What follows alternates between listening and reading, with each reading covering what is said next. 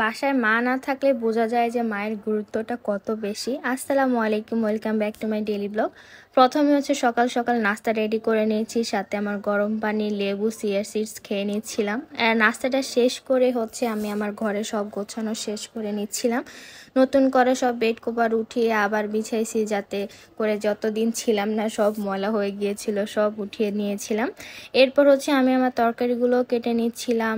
আর যে helping hand ছিল উনিও কিন্তু ছিল না, উনিও ঈদের ছুটিতে বাড়িতে গিয়েছে, তো সব কিছু আমিই করতেছিলাম। তরকারিগুলো সুন্দর মতো কেটে ধুয়ে আবার রান্না বসাবো। এরপর হচ্ছে যে আম্মু হচ্ছে আমাদের সাথে আসেনি, ওনাকে আমরা কয়েকদিনের জন্য ছুটি দিয়েছি, কারণ ওনার তো আর ছুটি পাওয়া হয় না। আমরা বাসায় বসে শুয়ে বসে খাই, আম্মু তো সবসময় কাজ করে, তাই ভাবলাম যে না, আম্মু কয়েকদিন আরও নোয়াখালীতে বেড়াক, ওনার একটু ছুটিরও দরকার, রেস্টের দরকার।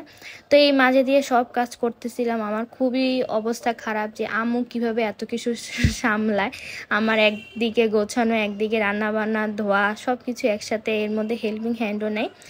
আর যাই হোক, সব কিছু শেষ করে, করলা বাড়িটা শেষ করে আমি একটা চিকেন কারি রান্না করে নিব। এটা হচ্ছে আমি শর্টকাটও বলবো না, ভেজালও বলবো না, বাট আমার কাছে শর্টকাটই কেন জানি মনে হচ্ছে। তো যতদিন আম্মু ছিল না, মানে ততদিন আমি শর্টকাট খাওয়ারই রান্না করতে চেয়েছিলাম।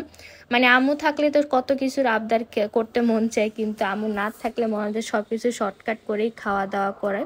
এরপর চিকেনের জন্য মশলাটা কষায় তারপরে এর মধ্যে চিকেন দিয়ে দিছি। আমি সম্পূর্ণ এখানে কারের স্টাইলে রান্না করতেছিলাম, মজা করে সবাই একসাথে খাবো। এরপর হচ্ছে রান্নাটাও শেষ করে নিচ্ছি, প্রায় শেষের পথে। আর কি যে বলবো, গ্যাস তো থাকেই না। এই গ্যাস নিয়ে 1 ঘন্টার কাজ করা লাগে 2-3 ঘন্টা হাতে সময় নিয়ে, এমন একটা অবস্থা। রান্নাটা শেষ করে আমি আমার যত হাঁড়ি পাতিল ছিল, প্লেট বাটি ময়লা ছিল, সব ধুয়ে আমি রান্নাঘর ধুয়ে মুছে বের হচ্ছিলাম। মানে আর শান্তি নাই। যা হেল্পিং হ্যান্ডটা থাকলো, আন্টি থাকলো, উনি হচ্ছে অনেক কাজে হেল্প করে, তো এখন সব একদম আমার উপর দিয়ে যাচ্ছে। সব একদম পরিষ্কার করে নিয়েছিলাম। এরপর বিকেলবেলা নাস্তা হিসেবে আমি রোল খেয়েছিলাম, কারণ আমি রোল অনেক সময় বাসায় বানিয়ে রাখি, যে কোনো সময় যাতে খেতে পারি। তো আজকের ভিডিওটা এইটুকু, সে পর্যন্ত সবাই ভালো থাকবেন। আল্লাহ হাফেজ।